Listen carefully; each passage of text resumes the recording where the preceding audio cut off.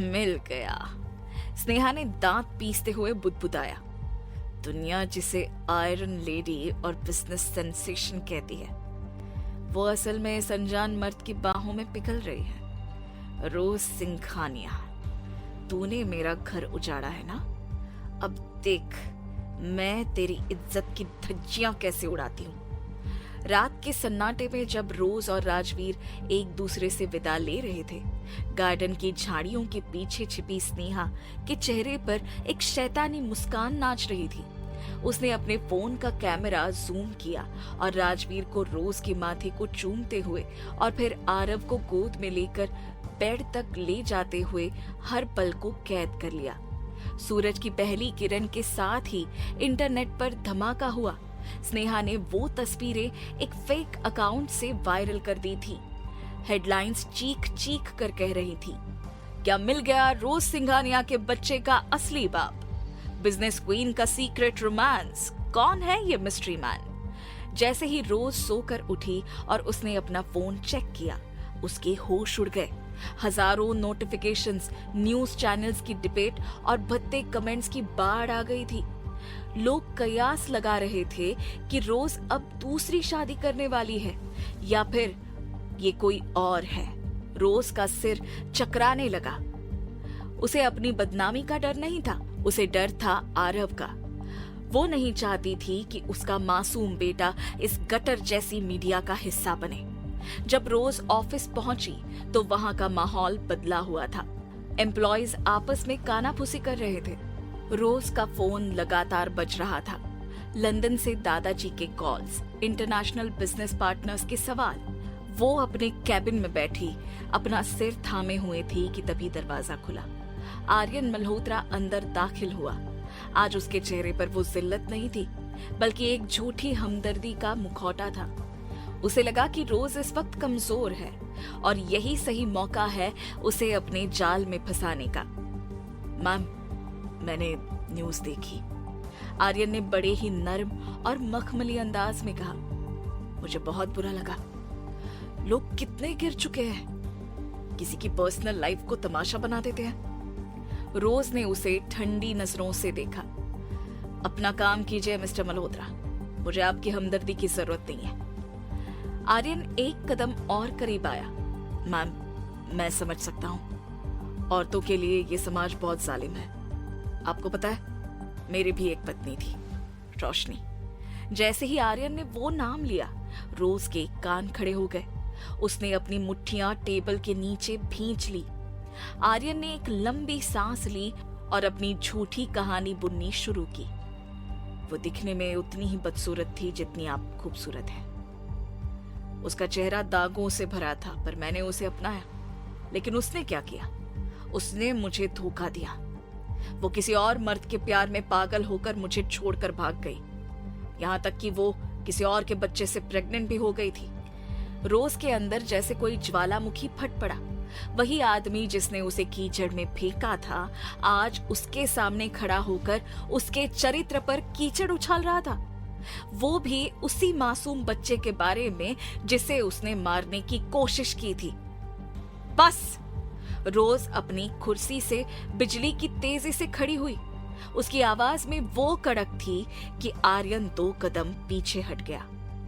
निकल जाओ यहां से। अपनी ये घटिया और मनगढ़ंत कहानियां किसी और को सुनाना।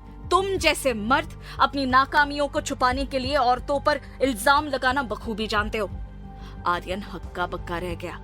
मैम, आप गुस्सा क्यों हो रही हैं? मैं तो बस अपना दर्द बांट रहा था। दर्द? रोज कैबिन से बाहर निकलकर उसके बिल्कुल करीब आई। दर्द उसे कहते हैं जो तुमने उस बेचारी औरत को दिया होगा। भाग गई थी वो, या तुमने उसे मजबूर किया था? और उसके बच्चे के बारे में तुम्हारी हिम्मत कैसे हुई उसे किसी और का बताने की?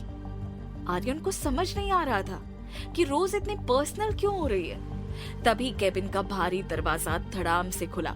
राजवीर शर्मा अंदर दाखिल हुआ। उसने काला सूट पहना था और उसकी आंखें गुस्से से जल रही थीं। उसके हाथ में एक टैबलेट था जिस पर वही वायरल तस्वीरें चल रही थी। रोज, कल रात हमारे घर के बाहर कौन था? ये तस्वीरें किसने क्लिक की? राजवीर की आवाज पूरे कमरे में गूंजी। जैसे ही आर्यन की नजर राजवीर पर पड़ी, उसके पैरों तले जमीन खिसक गई। उसका मुंह खुला का खुला रह गया। उसे अपनी आंखों पर यकीन नहीं हो रहा था। तुम? आर्यन की आवाज जैसे गले में ही फंस गई। तुम तो राज हो ना? वही जो मेरे ऑफिस में एक क्लर्क की तरह काम कर रहे थे। आर्यन को वो चेहरा याद आया जो उसने अपने घर के बाहर 5 साल पहले रोशनी का हाथ थामते हुए देखा था। आर्यन को लगा जैसे किसी ने उसे ऊंचाई से गहरी खाई में धक्का दे दिया हो। राजवीर भी आर्यन को देखकर पहले वही रुक गया था, लेकिन अब वो कहीं छुप नहीं सकता था, और वैसे भी उसे छिपने की जरूरत नहीं थी। लेकिन आरव के लिए वो ये सब कर रहा था। राजवीर जो अब तक रोज के लिए परेशान था, उसका चेहरा सख्त हो गया और वो आर्यन के पास गया। हाँ, मैं। अच्छा हुआ तुमने मुझे पहचान लिया। मुझे तो लगा था कि तुम मुझे भूल गए होंगे। आर्यन ने उसे देखते ही उसका कॉलर पकड़ लिया। तू ही था ना वो जो उस दिन मेरी पत्नी के साथ भागा था? बोल। ये देखकर रोज चिल्लाई, आर्यन ये क्या कर रहे हो? लेकिन राजवीर ने हाथ के इशारे से पहले रोज को चुप किया और फिर आर्यन के हाथ को मजबूती से पकड़ते हुए बोला, हाँ मैं था, और अच्छा ही हुआ ना, मैंने उसे तुमसे आजाद करा दिया। इससे पहले रोज कुछ कहते ही आर्यन तुरंत उसकी तरफ पलट कर बोला, देखा मैम, मैंने आपसे झूठ नहीं कहा था, मेरी पत्नी इसी के साथ भागी थी। ये सुनकर रोज आग बबूला हो उठी थी।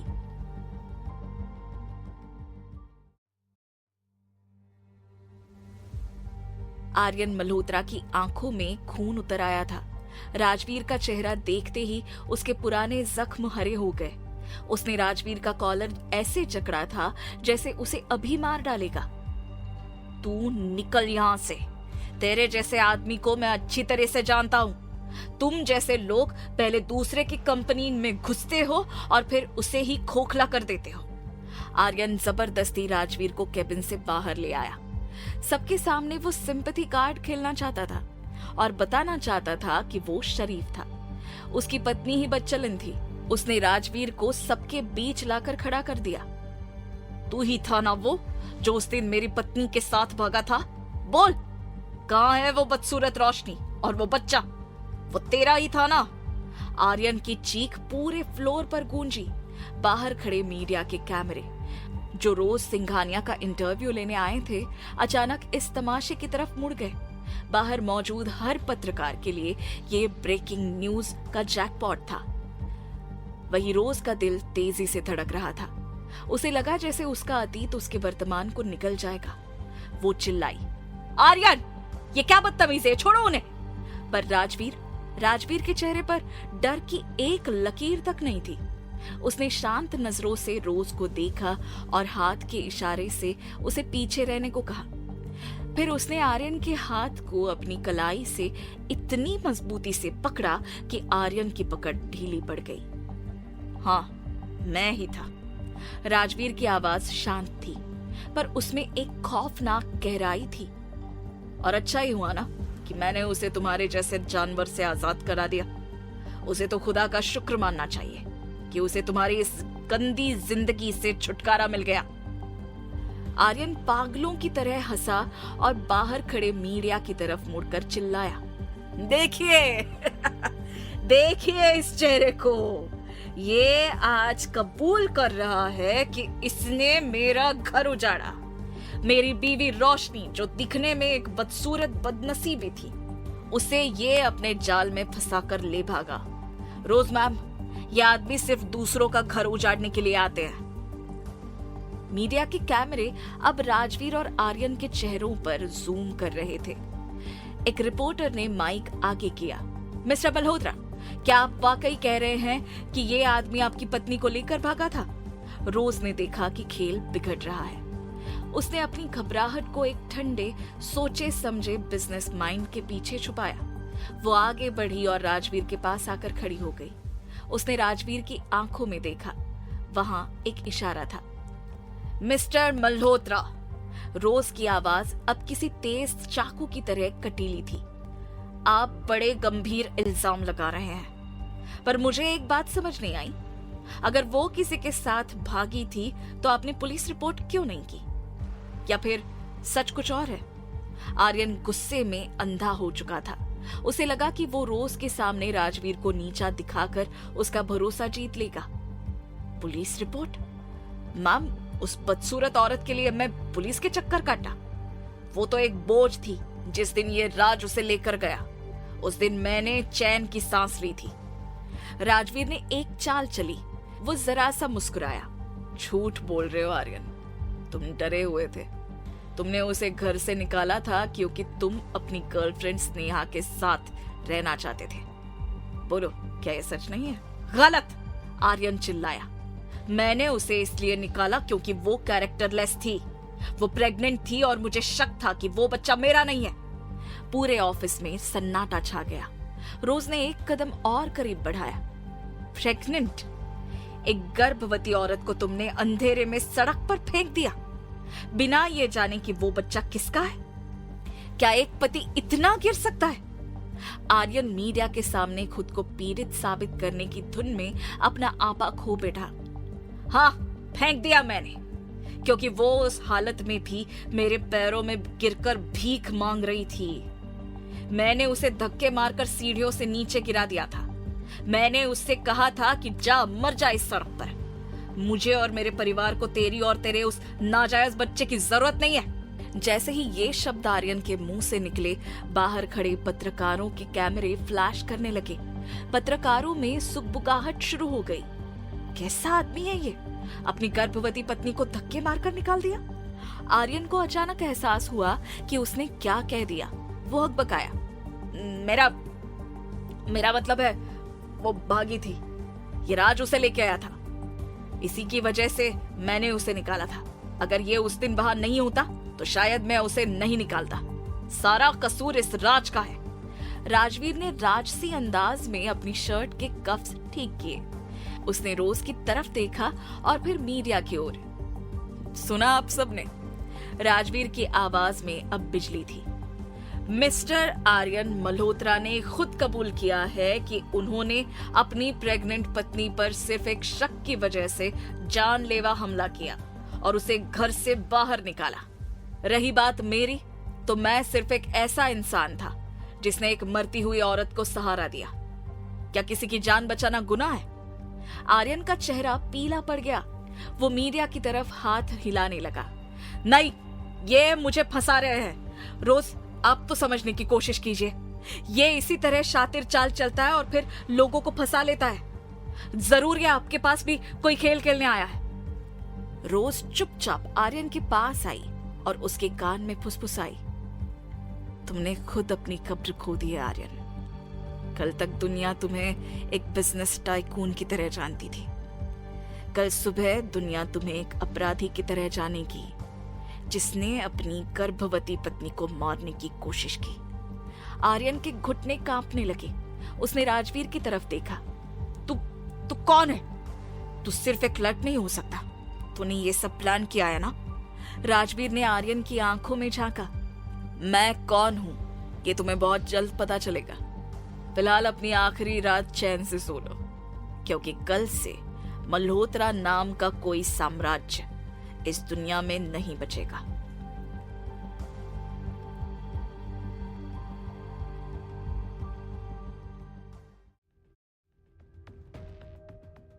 आर्यन मल्होत्रा की दुनिया उसके पैरों के नीचे से खिसक चुकी थी।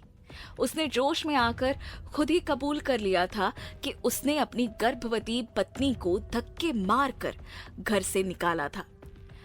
मीडिया के कैमरे अब उस पर मौत की सजा सुनाने वाले जल्लाद की तरह टिके हुए थे। लेकिन तभी भीड़ में से एक पत्रकार ने अपना टैबलेट हवा में लहराया और एक ऐसी तस्वीर दिखाई जिसने पूरे फ्लोर पर आग लगा दी। मिस्टर राज, अगर आप सिर्फ एक फरिश्ते हैं तो कल रात आप रोज सिंघानिया के घर पर क्या कर रहे थे? पत्रकार की आवाज गूंजी। हमारे पास तस्वीरें हैं जहां आप रोज सिंघानिया के बेहद करीब हैं और उनके बच्चे को अपनी गोद में उठाकर ले जा रहे हैं। क्या रिश्ता है आपका रोज सिंघानिया से? तस्वीर देखते ही आर्यन की फटी हुई आंखों में एक नई चमक आ गई। उसने तस्वीर झपटी और पागलों की तरह हंसने लगा। देखा, देख लिया आपने? रोज मैम, ये आदमी ये कोई फरिश्ता नहीं है, ये एक शातिर शिकारी है। 5 साल पहले ये राज बनकर मेरी कंपनी में क्लर्क की नौकरी करने आया था। मेरी बदसूरत पत्नी को अपनी चिकनी चुपड़ी बातों में फंसाया और उसे लेकर भाग गया, और आज ये आपके घर में घुस गया है। आर्यन ने मीडिया की तरफ मुड़कर चिल्लाया। ये आदमी बड़े बड़े बिजनेस घरानों की कमजोरियों का फायदा उठाता है। ये एक बहरूपिया है जो औरतों के जरिए अपना रास्ता बनाता है। कल ये मेरी पत्नी के पास था, आज ये रोज सिंघानिया के बेडरूम तक पहुंच गया है। क्या वाकई ये कोई फरेबी है जो रोज के साम्राज्य को हड़पना चाहता है? मीडिया के सवालों की बौछार अब राजवीर की तरफ थी। मिस्टर राज, जवाब दीजिए, क्या आप एक प्रोफेशनल जालसाज हैं? क्या आप औरतों को ढाल बनाकर बड़े बिजनेस टाइकून्स को बर्बाद करते हैं? राजवीर शांत खड़ा था। उसकी आंखों में कोई खौफ नहीं था, बस एक गहरी खामोशी थी। लेकिन रोज सिंघानिया से ये बर्दाश्त नहीं हुआ। वो बिजली की तेजी से राजवीर और मीडिया के बीच खड़ी हो गई। खामोश! रोज की दहाड़ से पूरा कमरा गूंज उठा। राजवीर, मेरा मतलब है राज कोई फरेबी नहीं है। वो मेरा सबसे अच्छा दोस्त है और मेरा सबसे बड़ा सहारा है। रही बात कल रात की, तो वो मेरी मदद कर रहा था। मेरी तबीयत ठीक नहीं थी और आरव को संभालने के लिए उसने मेरा साथ दिया। क्या एक दोस्त का साथ देना अब इस देश में जुर्म हो गया है? आर्यन ने मौका देखा और रोज के करीब आकर हमदर्दी जताने लगा। मैम, आप बोलिए, आप नहीं जानती कि इसने रोशनी के साथ क्या किया था। ये आपको भी बर्बाद कर देगा। इस आदमी से दूर हो जाइए या आपके साम्राज्य को दीमक की तरह चाट जाएगा। तभी ऑफिस के दरवाजे से एक और आवाज आई, तीखी और नफरत से भरी। बिल्कुल सही कह रहे हैं आर्यन। भीड़ को चीरते हुए स्नेहा अंदर दाखिल हुई। उसके हाथ में एक फाइल थी और चेहरे पर एक विजयी मुस्कान। यह आदमी जो आपके सामने खड़ा है, ये वो है ही नहीं जो ये दावा कर रहा है। मैंने इसके बारे में पूरी रिसर्च की है। स्नेहा ने फाइल के पन्ने मीडिया और रोज की तरफ उछाले। देखिए ये प्रूफ। 5 साल पहले ये आर्यन की कंपनी में राज नाम से काम करता था, लेकिन सरकारी रिकॉर्ड्स के हिसाब से इस नाम का कोई आदमी उस पते पर रहता ही नहीं था। इसका असली नाम क्या है, इसका पासपोर्ट कहाँ का है, ये इंडिया का है भी या नहीं, किसी को नहीं पता। ये एक बहरूपिया है जो अपनी पहचान बदल बदल कर मासूम औरतों को शिकार बनाता है। स्नेहा ने एक कदम आगे बढ़ाकर राजवीर की आंखों में झांका। बोलो राज, कहाँ गायब हो गए थे तुम उन 5 सालों के लिए? रोशनी के घर छोड़ते ही तुम भी गायब हो गए। क्या तुमने उसे मार दिया या उसे कहीं बेच दिया और अब यहाँ नया शिकार ढूंढने आए हो? मीडिया में खलबली मच गई। बहरूपिया, बहरूपिया, यह आदमी बहरूपिया है के नारे लगने लगे। पत्रकारों ने राजवीर को घेर लिया। जवाब दीजिए, क्या आप एक इंटरनेशनल फ्रॉड है? आर्यन ने मुस्कुराकर रोज की तरफ देखा। उसे लगा कि अब रोज राजवीर को धक्का देकर निकाल देगी और फिर वो उसका हमदर्द बनकर उसे अपने पास खींच लेगा। मैम, देख लिया इसका सच, अब भी देर नहीं हुई है। इस धोखेबाज को पुलिस के हवाले कीजिए। राजवीर ने एक बार रोज की तरफ देखा। रोज की आंखों में आंसू थे, पर वो आंसू राजवीर के लिए नहीं, बल्कि उस अपमान के लिए थे जो उसके सबसे अजीज इंसान को सहना पड़ रहा था। राजवीर ने धीरे से रोज का हाथ दबाया, जैसे कह रहा हो, वक्त आने दो। राजवीर ने खुद को साबित करने की कोशिश नहीं की। उसने स्नेहा या आर्यन को पलटकर जवाब नहीं दिया। उसे पता था कि उसके पास और रोज के पास वो हुक्म का इक्का है जो सही वक्त पर बाहर आएगा तो आर्यन और स्नेहा को सड़क पर ले आएगा। आर्यन ने चिल्लाकर कहा, इसे बाहर निकालो, ये इस ऑफिस के लायक नहीं है। लेकिन तभी राजवीर ने अपनी जेब से एक छोटा सा डिवाइस निकाला और मेज पर रख दिया। उसकी आवाज में एक ऐसी धमक थी जिसने सबको चुप करा दिया। मिस्टर मल्होत्रा, मिस स्नेहा, आपने मेरे बारे में बहुत कुछ कहा, बहरूपिया, फरेबी, जालसाज। आपने मेरी पहचान पर सवाल उठाए, ठीक है, लेकिन क्या आपने सोचा है कि अगर मैं वो नहीं हूं जो आप सोच रहे हैं, तो मैं वो भी हो सकता हूं जिसकी कल्पना करना आपकी औकात से बाहर है। राजवीर ने रोज की ओर देखा और एक हल्की सी मुस्कान दी। रोज, दुनिया को सच बताने का वक्त अभी नहीं आया है। इन लोगों को अपनी जीत का जश्न मनाने दो, क्योंकि जो ऊंचाई से गिरते हैं उनकी हड्डियां भी नहीं मिलती। मीडिया वाले अभी भी राज पर उंगली उठा रहे थे, पर राजवीर ने एक सुरक्षा घेरे की तरह रोज को अपने साथ लिया। उसने आर्यन के कान के पास जाकर धीरे से कहा, तुमने अपनी पत्नी के चरित्र पर उंगली उठाई, तुमने मेरे चरित्र पर सवाल उठाए। याद रखना आर्यन, जिस दिन इस बहरूपिये का असली चेहरा सामने आएगा, उस दिन तुम्हें भीख मांगने के लिए भी कोई कटोरा नहीं देगा। राजवीर और रोज एक साथ लिफ्ट की तरफ बढ़ गए। पीछे छोड़ गए एक शोर मचाती मीडिया और जीत की झूठी खुशी मनाते आर्यन और स्नेहा को। आर्यन और स्नेहा को लग रहा है कि उन्होंने राज को बेनकाब कर दिया है, पर उन्हें ये नहीं पता कि राजवीर शर्मा की असली ताकत उसकी पहचान नहीं, बल्कि उसका वो साम्राज्य है जिसने मल्होत्रा ग्रुप को पहले ही निगल लिया है।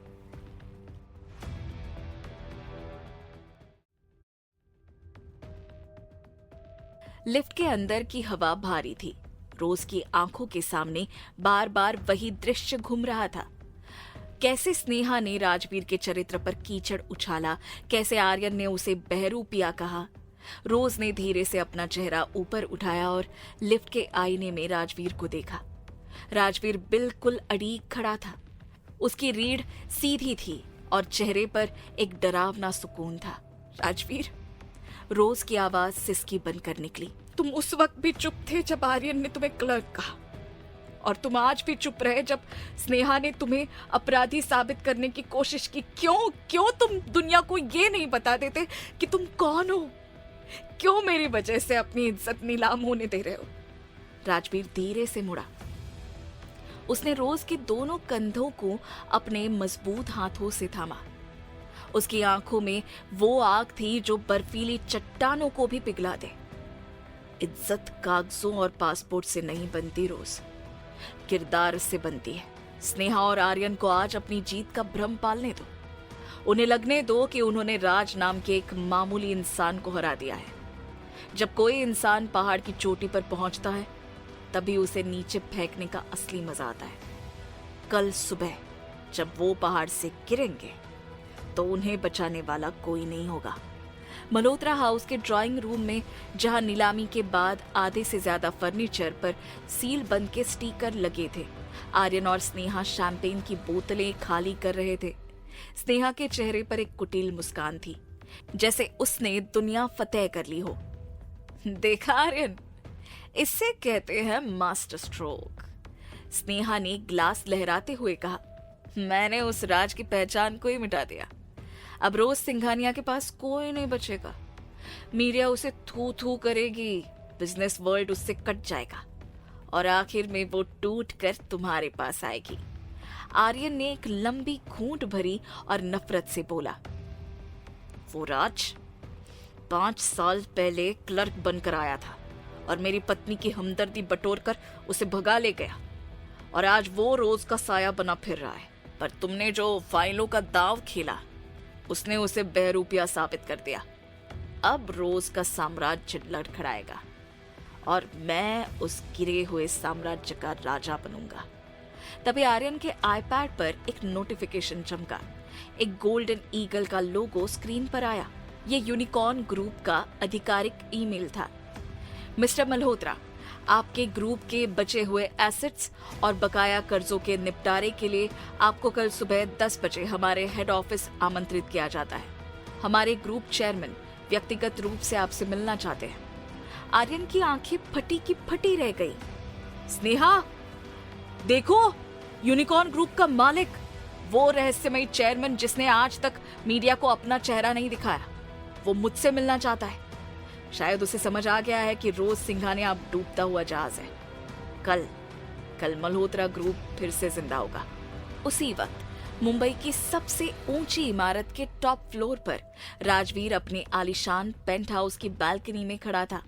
शहर की लाइटें उसके नीचे छोटी लग रही थी। उसके हाथ में एक टैबलेट था जिसमें आर्यन और स्नेहा के हर पल की रिकॉर्डिंग चल रही थी। उसके पीछे उसका वफादार सेक्रेटरी खन्ना खड़ा था। सर, मीडिया में आपकी बहरूपिया वाली खबर आग की तरह फैल गई है। मिस रोज के दादाजी का लंदन से फोन आया था, वो बहुत गुस्से में है। राजवीर ने बिना मुड़े कहा, उन्हें कहो कि बस कल सुबह तक का इंतजार करें। स्नेहा ने जो पासपोर्ट और रिकॉर्ड्स मीडिया को दिखाए हैं, उनके ओरिजिनल कॉपीज हमारे पास है ना? जी सर, हमारे पास उस साइबर कैफे की सीसीटीवी फुटेज भी है जहां स्नेहा ने ये डॉक्यूमेंट्स तैयार करवाए थे, खन्ना ने जवाब दिया। राजवीर के होठों पर एक जानलेवा मुस्कान आई। ग्रेट, कल जब ये लोग यूनिकॉर्न ग्रुप के ऑफिस आएंगे तो इन्हें पता चलेगा कि जिसे ये बहरूपिया कह रहे थे उसी के टुकड़ों पर ये कल तक पल रहे थे। आर्यन ने रोशनी को नाजायज और बदचलन कहा था ना? कल मैं उसे बताऊंगा कि बाप और रुतबा किसे कहते हैं। उसने एक बटन दबाया और स्क्रीन पर रोज की तस्वीर आ गई। राजवीर की आंखें नरम पड़ गईं। बस एक रात और रोज, फिर तुम्हें किसी के सामने नजरें झुकाने की जरूरत नहीं पड़ेगी। सिंघानिया मेंशन में सन्नाटा था। रोज आरव को सुला रही थी, पर आरव की आंखों में नींद नहीं थी। वो अपनी मासूम नजरों से रोज को देख रहा था। मम्मा, राजवीर अंकल जेल चले जाएंगे क्या? आरव ने सहमे हुए पूछा। आज न्यूज़ पर वो आंटी कह रही थी कि अंकल ने पुलिस से अपनी पहचान छुपाई है। रोज ने आरव का माथा चूमा। नहीं बेटा, राजवीर अंकल तो एक सुपर हीरो है और सुपर हीरो को कोई जेल नहीं भेज सकता। दुनिया अभी उन्हें पहचान नहीं पाई है, पर कल सबको पता चल जाएगा कि वो कितने महान है। आरव सो गया, पर रोज बेचैन थी। उसने खिड़की के बाहर देखा। उसे डर था कि कहीं उसके इंतकाम की आग में राजवीर की बरसों की मेहनत और साख न जल जाए। तभी उसके फोन पर राजवीर का मैसेज आया। नींद नहीं आ रही? डरो मत रोज, कल तुम एक बिजनेस टाइकून की तरह नहीं, बल्कि एक विजेता की तरह यूनिकॉर्न ग्रुप के बोर्ड रूम में कदम रखोगी। बस मुझ पर भरोसा रखना। रोज ने मैसेज पढ़ा और अपने दिल पर हाथ रखा। उसे लगा जैसे राजवीर की ताकत उसके रगों में दौड़ रही हो। अगली सुबह 10 बजे यूनिकॉर्न ग्रुप का ऑफिस किसी किले की तरह सजा था। इंटरनेशनल मीडिया के 100 से ज्यादा कैमरे गेट पर थे। आर्यन और स्नेहा अपनी सबसे महंगी ड्रेस पहनकर चेहरे पर एक झूठी शान लिए अंदर दाखिल हुए। वे जैसे ही बोर्ड रूम के विशाल दरवाजों के अंदर गए, उनकी आंखों ने जो देखा उसने उनके पैरों के नीचे से जमीन खिसका दी। कमरे के बीचों बीच एक विशाल ब्लैक लेदर चेयर थी। चेयर के चारों तरफ कमांडो लेवल की सिक्योरिटी थी। चेयर धीरे से घूमी।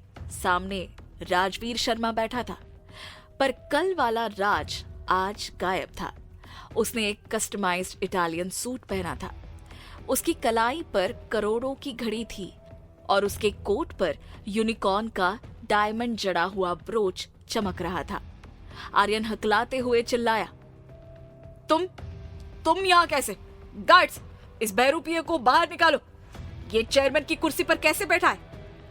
तभी दीवार पर लगी विशाल स्क्रीन पर यूनिकॉर्न ग्रुप के रजिस्ट्रेशन पेपर्स और राजवीर की असली प्रोफाइल चमकने लगी। उसे देखते ही स्नेहा और आर्यन की मानो बोलती बंद हो चुकी थी। स्नेहा ने हकलाते हुए कहा, तो आप हैं यूनिकॉर्न ग्रुप के सीईओ? मिस्टर मल्होत्रा, राजवीर की आवाज में बिजली कड़की थी। जिस आदमी को कल आपने चोर और बहरूपिया कहा, उसी ने आपके ग्रुप को नीलामी में खरीदा है। मैं हूं Rajveer Sharma, the unicorn group का मालिक, और ये ऑफिस, ये शहर, यहां तक कि आपकी सांसें भी अब मेरे रहमो करम पर है। स्नेहा के हाथ से उसकी फाइल गिर गई। उसका चेहरा सफेद पड़ गया। आर्यन को लगा जैसे उसे दिल का दौरा पड़ जाएगा।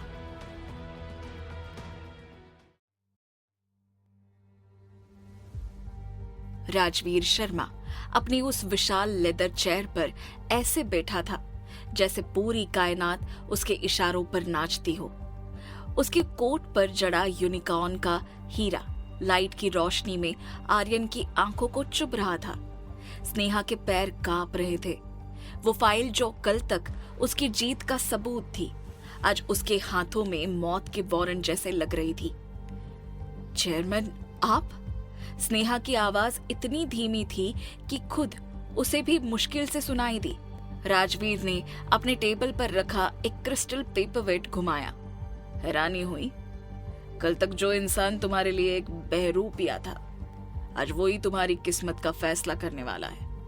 मैं स्नेहा, आपने मेरी जो प्रोफाइल मीडिया को दिखाई वो उतनी ही फर्जी थी जितनी आपकी वफादारी।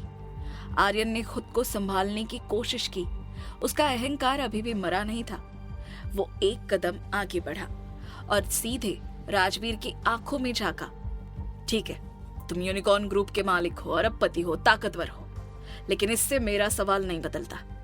आर्यन दहाड़ा, तुम 5 साल पहले मेरी कंपनी में राज बनकर क्या कर रहे थे? एक मामूली क्लर्क की खाल उड़कर तुमने मेरी पत्नी रोशनी को क्यों फंसाया? कहाँ है वो? और तुम उसे लेकर कहाँ गायब हो गए थे? तभी बोर्ड रूम का दरवाजा खुला। रोज सिंघानिया ने अंदर कदम रखा। उसने गहरे लाल रंग का एक पॉवर सूट पहना था। उसकी आंखों में एक ऐसी चमक थी जो आर्यन को अंदर तक झुलसा रही थी। वो राजवीर के बगल में आकर खड़ी हो गई। राजवीर ने अपनी कुर्सी से उठकर उसे जगह दी, एक ऐसा सम्मान जो उसने आज तक किसी को नहीं दिया था। मिस्टर मल्होत्रा, रोज की आवाज में बर्फ सी ठंडक थी। आप रोशनी के बारे में इतना क्यों पूछ रहे हैं? क्या इसलिए कि आपको डर है कि वो जिंदा है, या इसलिए कि आप अपनी उस बदसूरत पत्नी का चेहरा फिर से देखना चाहते हैं जिसे आपने खुद सीढ़ियों से धक्का दिया था? आर्यन बौखला गया। मैम, आप नहीं समझ रही, ये राजवीर ये कोई मसीहा नहीं है। ये 5 साल पहले मेरी पत्नी के साथ भागा था। ये और रोशनी, इनके बीच जरूर कोई नाजायज रिश्ता था, वरना एक अरबपति क्लर्क बनकर किसी के घर में क्यों घुसेगा? स्नेहा ने भी मौका देखा और अपनी चाल चली। मैम सोचिए, राजवीर ने रोशनी को क्यों बचाया, और रोशनी के गायब होते ही ये भी गायब हो गया। इसका मतलब साफ है, रोशनी और राजवीर के बीच गहरा संबंध था। राजवीर की आंखों में खून उतर आया। उसने टेबल पर इतने जोर से हाथ मारा कि वहां रखा पानी का गिलास छलक गया। जबान संभाल कर मिस स्नेहा, अब एक भी शब्द तुम्हारी जिंदगी की आखिरी गलती होगी। राजवीर धीरे धीरे आर्यन की तरफ बढ़ा। उसकी चाल में एक शिकारी का सधा हुआ अंदाज था। वो आर्यन के बिल्कुल करीब जाकर रुका, इतना करीब कि आर्यन उसकी सांसें महसूस कर सकता था। तुम जानना चाहते हो ना कि मैं रोशनी से क्यों मिला था? राजवीर ने फुसफुसाते हुए पूछा। तो सुनो, रोशनी वो रोशनी थी जिसे तुमने बुझाने की कोशिश की, पर मैंने उसे एक सूरज बना दिया। रोशनी कहाँ है ये जानने की औकात तुम्हारी नहीं है, पर हाँ, वो जब भी तुम्हारे सामने आएगी तुम्हारी रूह कांप उठेगी। आर्यन ने पीछे हटते हुए कहा। इसका मतलब वो जिंदा है? तुम उसे छुपा रहे हो? तुम दोनों ने मिलकर मेरी कंपनी को बर्बाद किया है। मैं पुलिस के पास जाऊंगा। मैं बताऊंगा कि यूनिकॉर्न ग्रुप का मालिक एक भगौड़ी औरत का साथी है। राजवीर हंसा, एक ऐसी हंसी जिससे बोर्ड रूम की दीवारें कांप उठी। पुलिस तो बाहर तुम्हारा इंतजार कर रही है आर्यन। कल जो तुमने मीडिया के सामने कबूल किया अपनी गर्भवती पत्नी पर जानलेवा हमला, उसके लिए गिरफ्तारी वारंट तैयार है। आर्यन और स्नेहा को गार्ड्स ने बाहर निकाल दिया। जैसे ही वे बिल्डिंग से बाहर आए, मीडिया ने उन्हें घेर लिया। लेकिन इस बार मीडिया राजवीर के पीछे नहीं, बल्कि आर्यन को पत्नी का हत्यारा कह रही थी। स्नेहा ने आर्यन का हाथ पकड़ा और उसे गाड़ी में खींच लिया। आर्यन, शांत हो जाओ। हमें रोशनी को ढूंढना ही होगा। अगर हम रोशनी को ढूंढ ले और ये साबित कर दे कि उसका और राजवीर का अफेयर 5 साल पहले से था, तो हम राजवीर के कैरेक्टर पर हमला कर सकते हैं। फिर ये सारी प्रॉपर्टी, ये यूनिकॉर्न ग्रुप का रुतबा सब मिट्टी में मिल जाएगा। हमें उस औरत को पाताल से भी ढूंढ निकालना होगा। आर्यन ने गुस्से में स्टीयरिंग पर हाथ मारा। वो रोशनी, वो जरूर कहीं राजवीर के किसी फार्म हाउस में छिपी होगी। इधर अंदर बोर्ड रूम में अब सिर्फ राजवीर और रोज थे। रोज खिड़की के पास खड़ी बाहर का नजारा देख रही थी। वो अब रोशनी को ढूंढेंगे राजवीर, रोज ने बिना पीछे मुड़े कहा। स्नेहा बहुत शातिर है, वो तब तक चैन से नहीं बैठी कि जब तक उसे रोशनी की कब्र या उसका ठिकाना न मिल जाए। राजवीर उसके पीछे आकर खड़ा हो गया। उसने अपना हाथ रोज की कमर पर रखा, एक ऐसा सहारा जो शब्दों से बड़ा था। उन्हें ढूंढने दो, वो जितना ढूंढेंगे उतना ही उस दलदल में फंसेंगे जो मैंने उनके लिए बनाया है। उन्हें नहीं पता कि जिस रोशनी को वो ढूंढ रहे हैं वो उनके सामने रोज सिंघानिया बनकर खड़ी है। रोज पलटी और राजवीर की आंखों में देखा, लेकिन आरव, अगर उन्होंने आरव पर कानूनी हमला किया तो? राजवीर ने रोज के चेहरे को अपने हाथों में लिया। आरव मेरा बेटा है रोज, खून से न सही पर रूह से, और राजवीर शर्मा के बेटे को छूने की हिम्मत यमराज भी नहीं करेगा। कल हम लंदन जा रहे हैं। रोज चौंक गई। लंदन? क्यों? राजवीर मुस्कुराया। उसकी मुस्कान में कुछ था जो रोज समझ नहीं पा रही थी। सिया ने फोन पर जवाब दिया, हाँ, पैसों का बंदोबस्त हो गया है।